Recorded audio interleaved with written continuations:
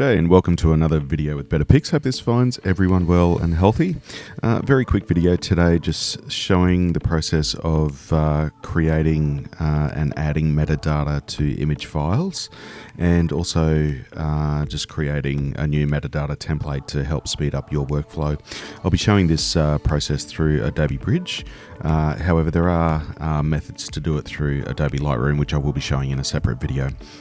So by the end of this video, you should be able to understand quite easily how to add metadata information to your images, the importance of adding metadata information to your images, and also setting up a template or multiple templates for adding metadata to help speed up the process and keep things running smoothly. So it's very important, I believe, to look at adding metadata to your images for a number of reasons.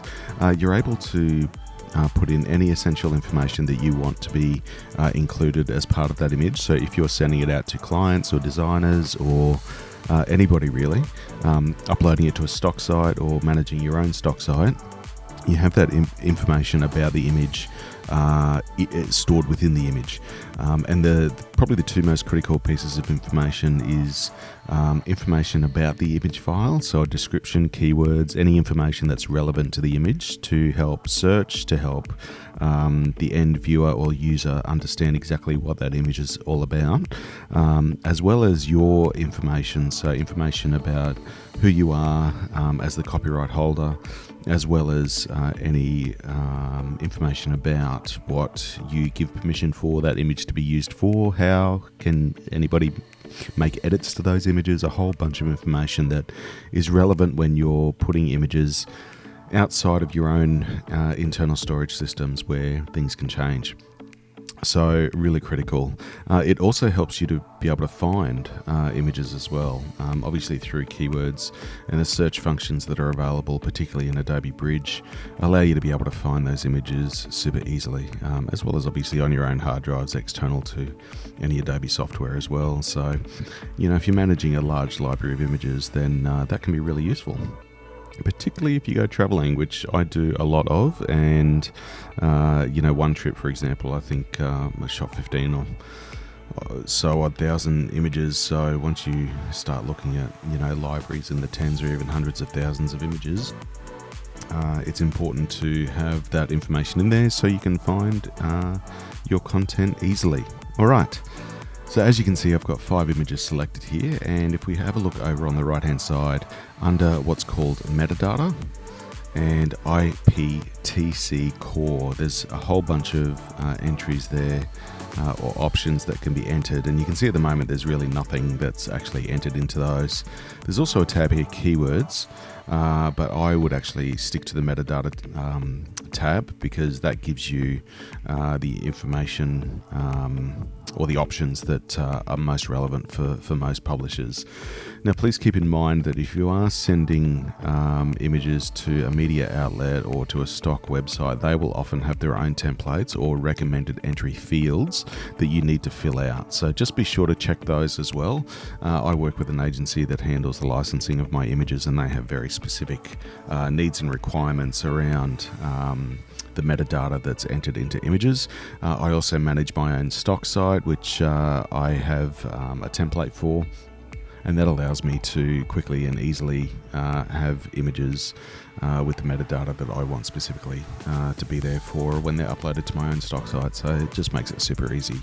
So as you can see, I've selected 5 images there. If I just start clicking, for example, on a description or keywords, all of these images have been photographed at the beach, so it's simply just a case of clicking on each of those parameters and entering the information that you want to. So for example, one of the keywords that I've entered for this one is beach. Another keyword that I could add is sunrise because they were all photographed at sunrise. Another keyword is Gold Coast because they were all shot on the Gold Coast, which is on the east coast of Queensland in Australia. So you can see very quickly and easily how you can start adding that information. Now, say for example, some of the fields that you might want to look at putting information in is the creator. So who are you? So your phone and contact information. So say for example, one of your images ends up on the desk of a publisher or a graphic designer, and they need to check that they have the correct permissions in place to be able to use your image. If your name, phone number and email is there, then it's very easy for them to contact you, and there's no excuse for them to not contact you. If you have a website, then you can enter in your website there, and you might even have a page on your website that explains that you do license images, they're available for license, and to contact you to look at finding out more information about what that process involves and what costs may be involved. Description. So that's just a basic description of what is in the image. So it's kind of like a caption, which you would normally see in newspapers or magazines. And it's just a brief 1 or 2 sentence description of what we're looking at. For example, this image, for example, may be a surfer waits to enter the ocean at sunrise. So very simple. It may be a little bit more complex depending on the nature of the subject matter. It may be as long as a paragraph. So it's just a case of that description being as brief as possible, but including all the essential information that's required for understand what's happening in that image. All right, if we move down, you've also got sublocation, city, state, province, country. There's a whole bunch of other information there. Copyright notice, status, and rights usage terms. So they're really important ones.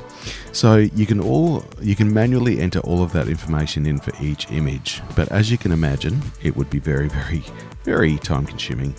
So what I would recommend doing is if you go up to tools up on the top left hand corner there, and you can see create metadata template, edit metadata template, append metadata, and replace metadata.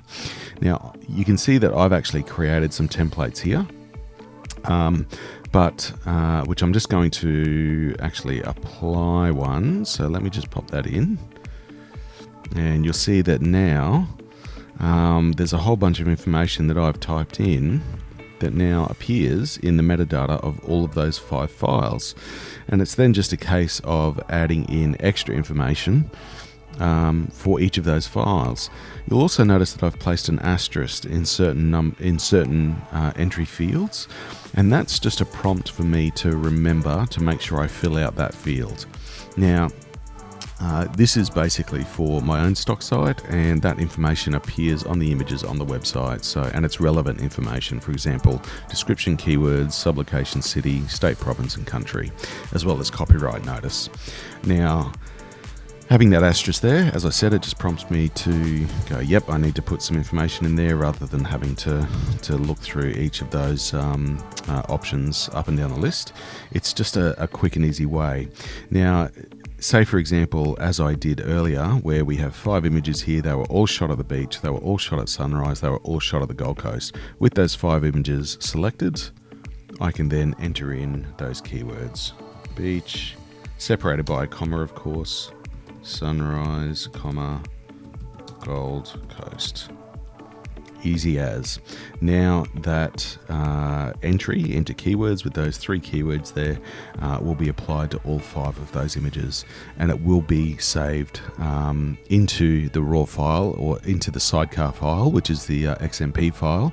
And then when we save those images out as either JPEGs or TIFFs or PSDs, that information will be embedded into the file. So it's permanently there unless it gets deleted, which of course is not allowed. So that's a very quick and easy way to replace the metadata with a metadata template. So with that information already entered in, or at least with an asterisk or something to indicate the areas that need to be filled out. Now, how do you create a template? Well, it's very simple. Tools, create metadata template.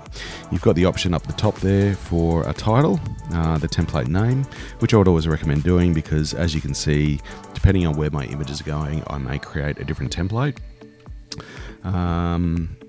So the template name, and then you can enter in whatever information with a tick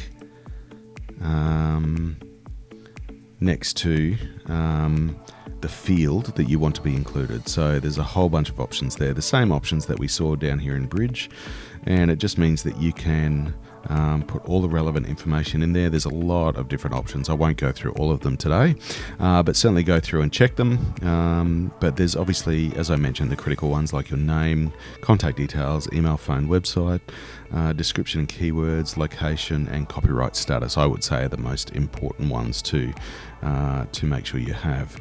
Now, down the bottom there, if you're starting with a template and you want to clear all the values so you've got a fresh slate, just hit clear all values and you'll be good to go. And once you're done and you've named your template, just hit save and it will appear up here under the list of templates that you have ready to go to apply to your images. Now, another scenario, or as I mentioned earlier, why it's really important to look at particularly keywords is if you have, say, 100,000 images and you want to find all of your images that are taken at the beach, then up here on the top right hand corner you can see there's a little search bar. If I do a very quick search, beach, all the images that have the keyword beach attached to it are going to appear. There's one that I had obviously entered a little bit earlier.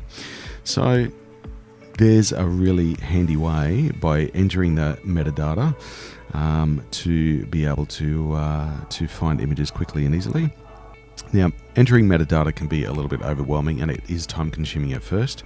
A lot of it does come down to your typing speed, I will admit, which mine is getting much better because I've done tens of thousands of images that it needed data entry.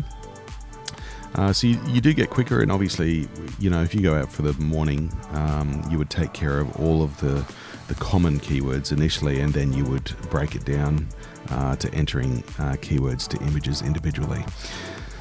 So for that reason, you do get quicker, and you do get quicker, I should say, and you will get better at entering that information. But the sooner you start, and the sooner you get into entering your metadata into your files, the sooner you'll be glad you did, because finding those images down the track is definitely a good thing. Now, if you took these images and entered them into Lightroom when the metadata is embedded, then that it will still be there. So you could, for example, use Bridge to enter your metadata, and then when you enter them into Lightroom, that metadata will pop up and all of that information will be there, which is a great thing. It cross-populates between software applications. So as you can see, some real benefits there to organizing your metadata and making sure all of that information is correctly put into or embedded into the files, both in the short and long term. So as always, if you have any questions, please do leave them in the comments below. Otherwise, I hope this video has been helpful in understanding how to create metadata templates, how to embed metadata into your image files, and the benefits of using metadata. It really is an important subject that is often overlooked. Thanks again for stopping by. Hope you have a great day and take care.